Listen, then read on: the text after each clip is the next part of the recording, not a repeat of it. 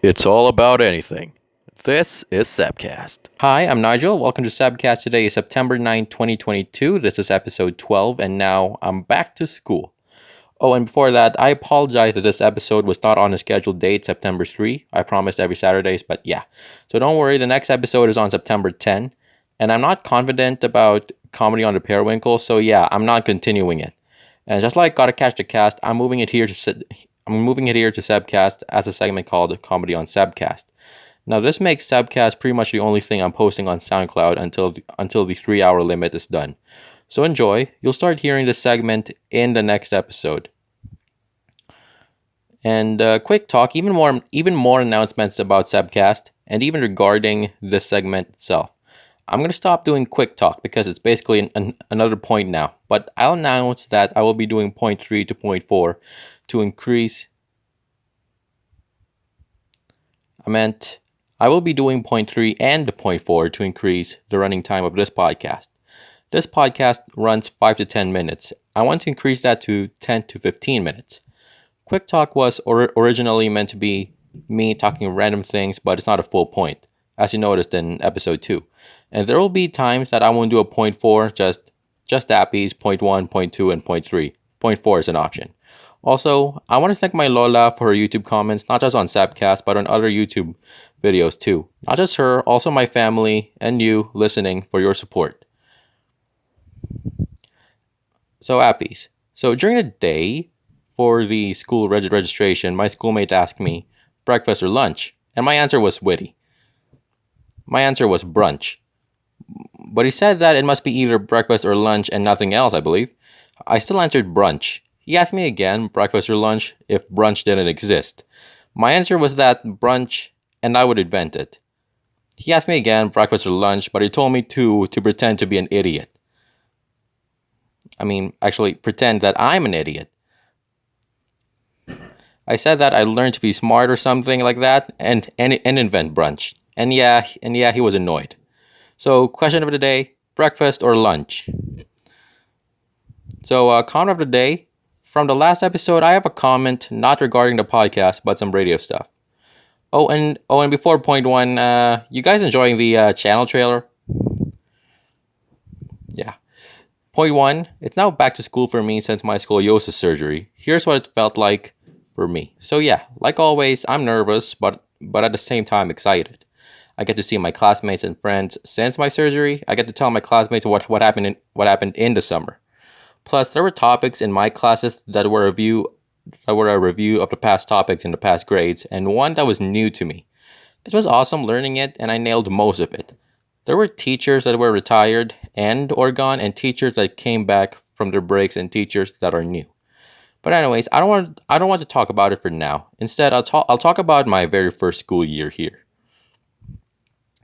I came here to Canada a month after my last school year in the Philippines ended in March. I was in grade 7 when it ended, and my first school year started in September.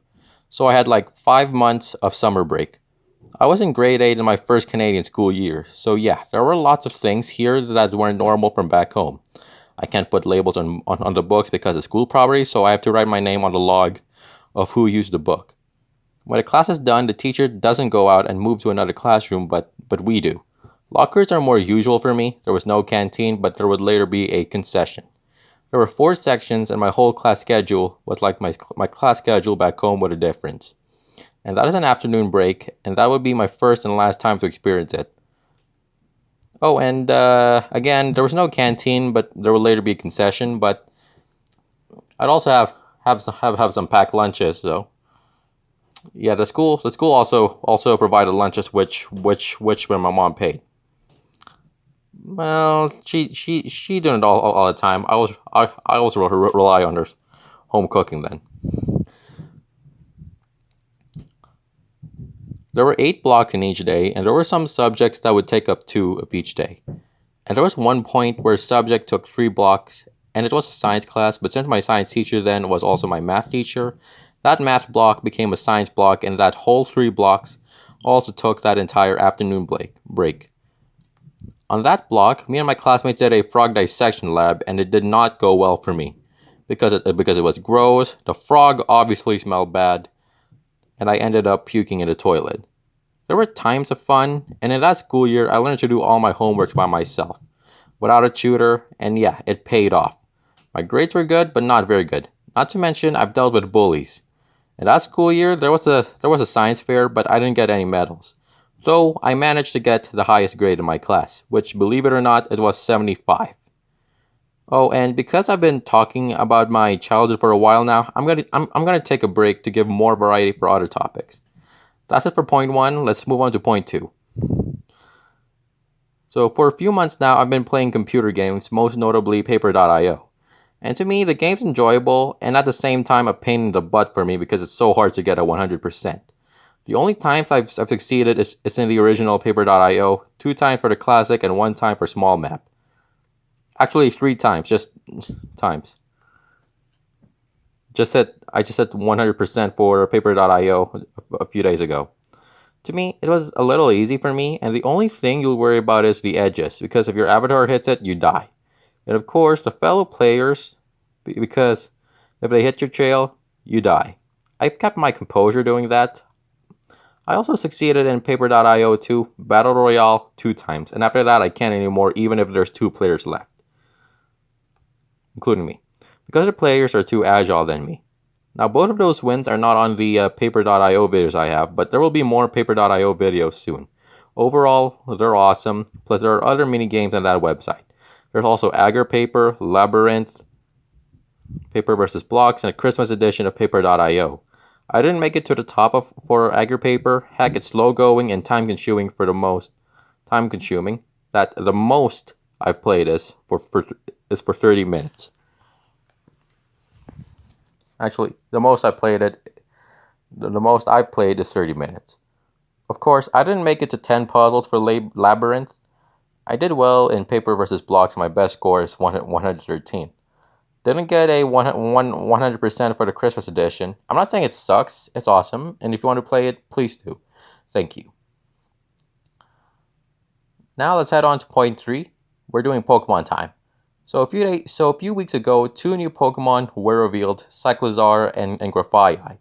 And knowing that there was more announcement about the game last Wednesday, I'm going to talk about that for the next episode. For this episode, it's about Cyclizar and Grafaiai. And to me, Cyclizar, based on the design, it's going to be like Cosmog and Cosmoem, another legendary pre-evolution. I think it's obvious, and to me, Grafaiai is like a poisonous Smeargle. I mean, what they both have in common is painting. Both of them use their ability to paint to mark territory, and Grafaiai's paint is way more dangerous than Smeargle's. Obviously, because Grafaiai is poison steel. I think Smeargle's paint isn't poisonous, obviously. Now, I don't think they would be in my team. I'm not saying it sucks. It can be in your team if you want, but to me, I'm going to consider it for me as a Pokédex filler. A Pokemon that's going to help me complete the Pokédex. And Cyclizar, since I said that it's another legendary pre-evolution, might be like Cosmog, acquired later in the game. So that's it for Pokemon time. Didn't make it to 10 minutes. That sucks. Anyways, that's it for episode 12. Thank you for listening. If you want more Cebcast, please like and subscribe for more. And please check out my SoundCloud channel. Don't forget to like and follow it as well. Also, don't forget to tell your friends and families about Cebcast. It means a lot to me. And following the news about Queen Elizabeth II, I want to say thanks for everything. Cebcast, it's all about anything. A presentation of the Periwinkle.